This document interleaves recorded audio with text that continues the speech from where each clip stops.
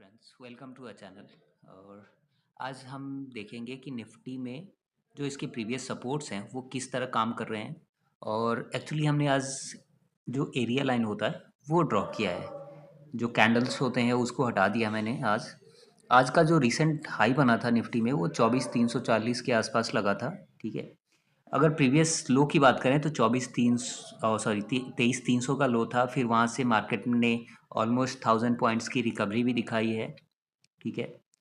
तो अभी हमने जस्ट एक रिसर्च किया है थोड़ा बहुत, वही आपके साथ शेयर करना था।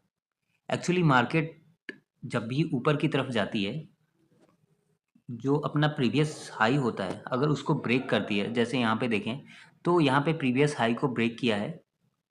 ठीक है। ब्रेक करने के बाद से एक करेक्शन आया है। करेक्शन आने के बाद से फिर जो प्रीवियस हाई था उसको ब्रेक किया है, फिर टाइम स्पेंड किया है।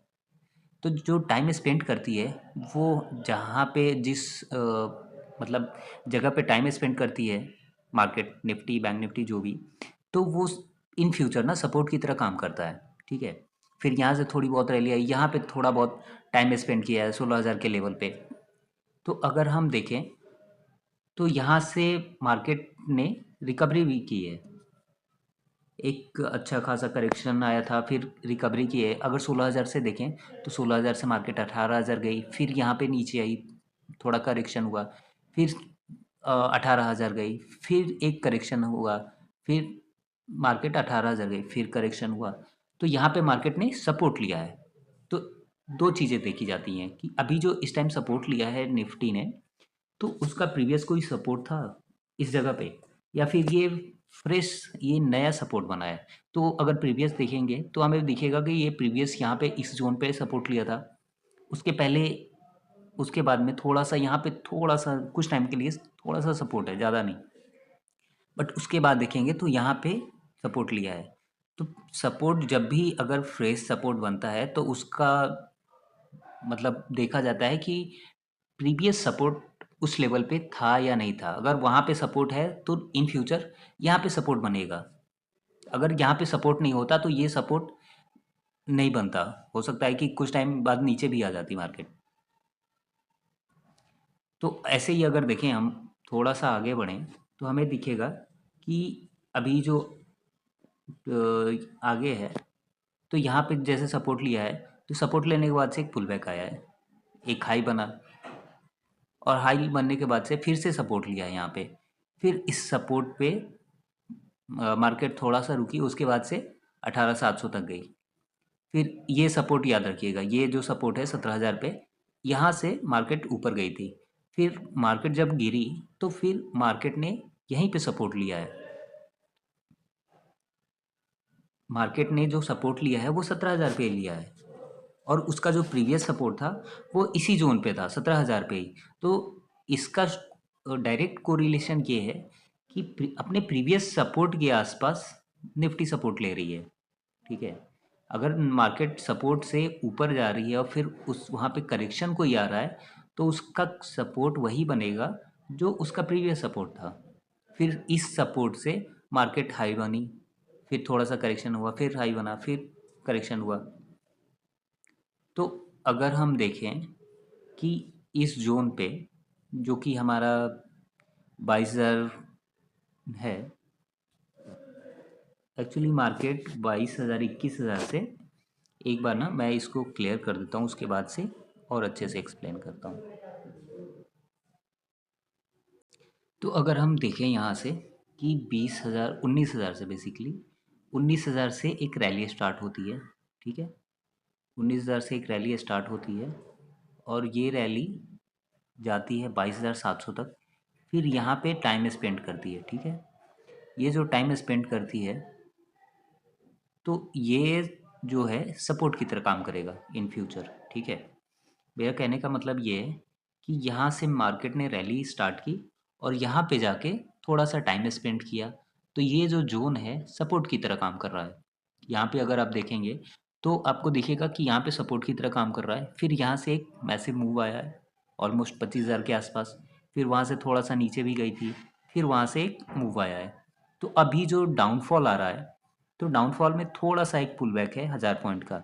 बट ये जो पुल बैक है ना, ये रिवर्सल नहीं है, ये इवेंट बेस है, मैंने पहले भी कहा है। और आने वाले टाइम में ना ये जो लेवल है ये ब्रेक होने वाला है, क्योंकि यहाँ पे कोई भी सपोर्ट नहीं है। मेरा कहने का मतलब है कि यहाँ पे जब तक कोई सपोर्ट नहीं होगा तब तक मार्केट यहाँ पे रुक नहीं सकती है। सपोर्ट तभी होगा जब इसका कोई या तो रिसेंट सपोर्ट हो, ये जो एक काइंड ऑफ मतलब पुल बैक है, तो ये पुल बैक सस्टेन नहीं करेगा, इन फ्यूचर आके इसको ब्रेक करना ही होगा। क्योंकि जो स्ट्रॉन्ग सपोर्ट है वो है 22,000 के आसपास, क्योंकि ऑलमोस्ट अगर देखा जाए तो इस जोन के आसपास निफ्टी ने 3-4 महीने टाइम स्पेंड किया है, तो ये स्ट्रॉन्ग सपोर्ट है। अगर मार्केट में डीप करेक्शन होना होगा तो 22,000 का जो लेवल है वो टेस्ट होगा। अगर सपोज आज टेस्ट नहीं होता है, ठीक है, अगर इस टाइम में टेस्ट नहीं होता है, अगर इस टाइम पे जो मार्केट अभी थोड़ा सा फॉल हुआ था, अगर ये लेवल टेस्ट नहीं होता है इस टाइम पे, तो आने वाले टाइम में इन फ्यूचर ये लेवल फिर से रीटेस्ट होगा। हो सकता है कि यहाँ से एक मार्केट पुल बैक के लिए जाए, 25,000 26,000 क्रॉस कर जाए। बट इन मीन टाइम ना मैं ये भी कहूँगा कि अगर 26,000 27,000 तक जाती है मार्केट, तो एक बार फिर से जब मार्केट नीचे आएगी ना, तो ये लेवल फिर से आएगा ही आएगा टेस्ट होने के लिए, 22,000 और 21,880 के आसपास। तो अभी अगर मार्केट में करेक्शन आएगा तो ये लेवल बेस्ट है। ये लेवल बेस्ट मैं इसलिए कह रहा हूँ क्योंकि यहाँ पे सपोर्ट बना है, यहाँ पे भी सपोर्ट बनेगा, तो इन फ्यूचर मार्केट को अगर यहाँ से एक पुल बैक देना होगा ना, तो यहाँ से मार्केट ऐसे जाएगा। तो मार्केट क्या होगा कि मार्केट में अब डीप करेक्शन होना होगा, तो इन फ्यूचर इस प्राइस इस जोन पे नहीं आएगा मार्केट। समझ रहे हो आप? मेरा कहने का मतलब है कि मार्केट में अगर इन फ्यूचर अगर मार्केट सपोज यहाँ से मार्केट गई, ठीक है, 26,300 तक गई, फिर 22,000, सपोज 22,000 या 21,880 के आसपास आती है, फिर यहाँ से मार्केट एक पुल बैक के लिए जब जाएगी ना, तो 27,000 28,000 30,000 तक जाएगी, ठीक है। और जब वहाँ से कोई करेक्शन होगा 10-15% का, तो अभी इस जोन पे आके मार्केट सपोर्ट करेगी, इस जोन पे। ये जो जोन है ना 25,000, 25,000 से लेके 26,000, इस जोन पे मार्केट सपोर्ट लेगी, ना कि इस जोन पे। लेकिन अगर अगर अगर मार्केट इस जोन पे नहीं आती है, तब इन फ्यूचर इस जोन को ये जोन पेंडिंग रहेगा। मार्केट में जैसे फॉल आया था, फॉल आने के बाद से 1,000 पॉइंट्स की रिकवरी भी हुई थी, ऑलमोस्ट 23,300 के आसपास है, ठीक है। तो मार्केट में जैसे मैंने एक सिनेरियो बता दिया कि इस जोन पे आके जो हमारा जोन है 22,000 का, यहाँ पे आके मार्केट एक बार के लिए आती है, फिर यहाँ से रिकवरी लेती है, तब तो वेल एंड गुड हो। अगर मार्केट इस जोन में नहीं आती है, जैसे अभी के टाइम पे देखा जाए, तो अभी 24,194 के आसपास आज क्लोज हुई है, तो मानो कि मार्केट जो है यहीं से रिकवरी स्टार्ट हो जाती है, और यहीं से फ्रेश बाइंग होके मार्केट चली जाती है 27,000 28,000। तो पता है फ्यूचर में क्या होगा? फ्यूचर में यहाँ पे सपोर्ट की तरह काम नहीं करेगा, क्योंकि यहाँ पे सपोर्ट है ही नहीं, यहाँ पे मार्केट ने टाइम स्पेंड ही नहीं किया है। अगर आप प्रीवियस में देखोगे, तो प्रीवियस में दिखेगा कि मार्केट ने 3-4 महीने यहाँ पे टाइम स्पेंड किया है, यहाँ पे बहुत अच्छा एक सपोर्ट है निफ्टी का, बट यहाँ पे कोई सपोर्ट नहीं है। तो इन फ्यूचर मैं दो सिनेरियो बता रहा था आपको, ठीक है। ये दूसरा है कि अगर मार्केट यहाँ से रैली करके ऊपर चला जाता है, तो इन फ्यूचर क्या होगा ना कि पहले तो ये लेवल टेस्ट होगा, जो कि, ठीक है, तो ये लेवल जब टेस्ट होगा ना तो ये इजीली ब्रेक हो जाएगा, क्योंकि यहाँ पे टाइम स्पेंड नहीं किया है, यहाँ पे कोई सपोर्ट नहीं है, यहाँ पे रेजिस्टेंस था। फिर आएगा दूसरा लेवल हमारा, ये भी ब्रेक हो जाएगा। फिर थर्ड आएगा ये। तो मार्केट को जब सपोर्ट लेना होगा ना, तो मार्केट यहाँ पे सपोर्ट लेगी, ना कि यहाँ पे और यहाँ पे। तो आप बहुत मतलब सही तरीके से देखना, ठीक है। तो मार्केट ऐसे ही चलता है। तो मेरा सिंपली इसलिए मैं बार बार मैं अपने प्रीवियस वीडियोस में भी यही कह रहा हूँ कि मार्केट 22,000 आए, 21,880 आए, वेल एंड गुड है, बहुत अच्छी बात है मार्केट के लिए, हमारे लिए, सबके लिए। बट अगर मार्केट 22,000 नहीं आती है तो इन फ्यूचर ये बहुत डीप करेक्शन होएगा, ठीक है। और जब उस टाइम 22,000 आएगी ना, तब पेन बहुत होगा सबको कि ऐसे कैसे आ गई। तो अभी देखते हैं कल के लिए कि कल मार्केट में क्या हो सकता है। ये थोड़ा डेप्थ आई नो, बट अगर आप कूल माइंड से देखोगे ना, तब चीज़ें आपको समझ में आएगी, थोड़ा बहुत अपना दिमाग लगाओगे, एनालिसिस करोगे खुद से, तो बहुत सारी चीज़ें क्लियर हो गई। ये इतनी चीज़ें ना कोई नहीं बताता है। आज अगर हम निफ्टी की बात करें तो निफ्टी 24,340 के आसपास हाई लगा था और लो लगा था ऑलमोस्ट 24,150 के आसपास, ठीक है। 128 तक गई थी, 130, 135 तक।